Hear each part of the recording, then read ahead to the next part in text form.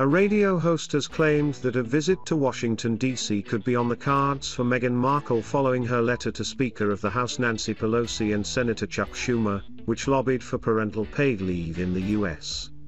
According to Mike Graham, Meghan knows very well that Nancy Pelosi would enjoy the publicity, as both he and royal expert Angela Levin predict a transition to politics for the Duchess.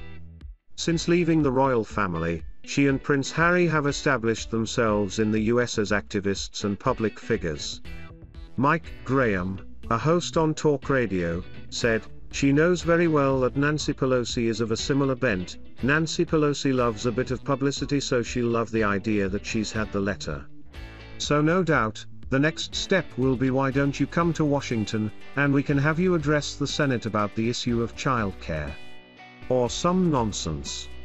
Royal expert Angela Levin continued, "This is what she wants, of course. I mean, she really does want to try and be a politician.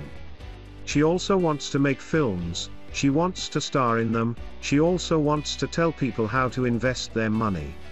In the letter, Meghan addressed herself as the Duchess of Sussex and wrote that she was writing as a mother. She also spoke of her own childhood, recalling how she felt lucky to be eating a $4.99 salad at Sizzler and that she had begun to earn her own money from the age of 13. Meghan wrote, "I knew how hard my parents worked to afford this, because even at $5, eating out was something special, and I felt lucky." The Duchess also discussed the arrival of her and Prince Harry's baby daughter Lilibet, acknowledging that many parents were unable to spend time with their children like they had done. "Like any parents, we were overjoyed. Like many parents, we were overwhelmed.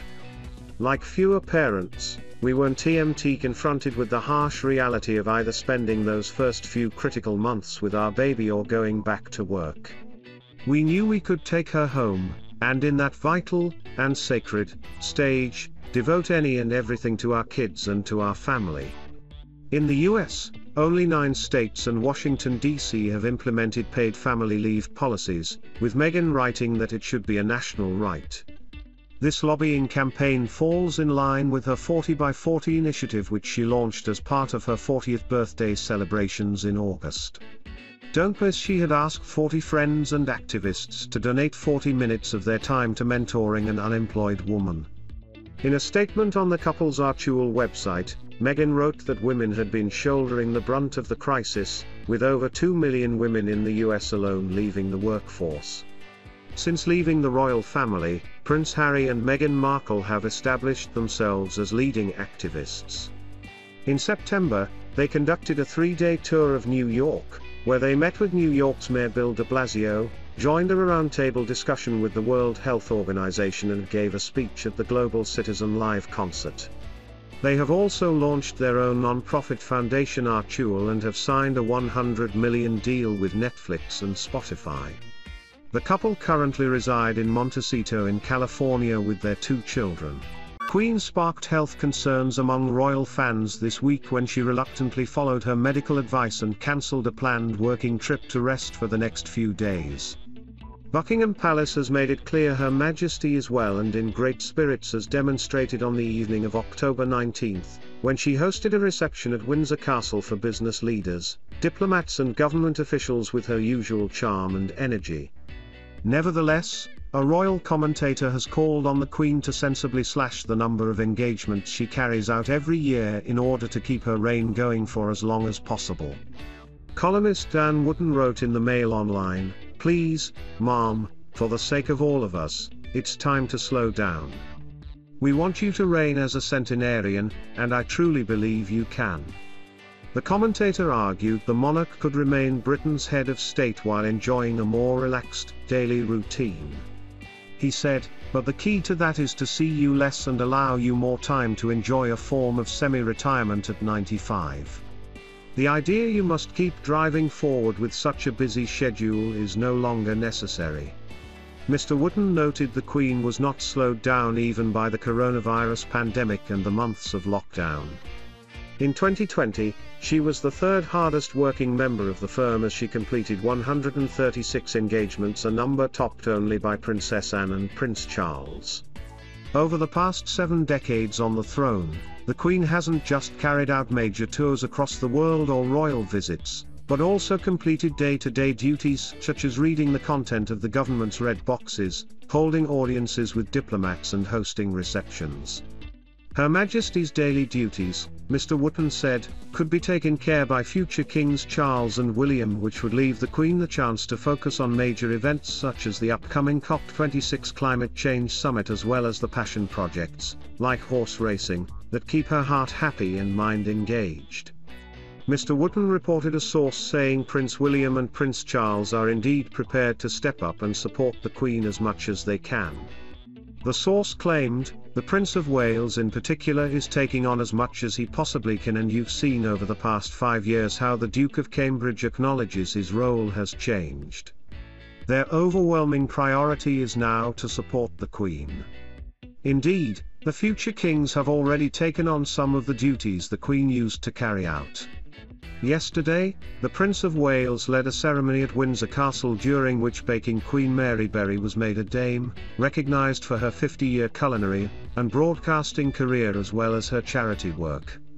The Queen hasn't entirely renounced leading these joyful ceremonies. In July last year, she performed a special investiture for Captain Tom Moore in recognition of his outstanding fundraising efforts during the first wave of COVID infections. Since returning to work on October 1 after her summer break, the 95-year-old monarch has completed more than a dozen in-person and virtual engagements.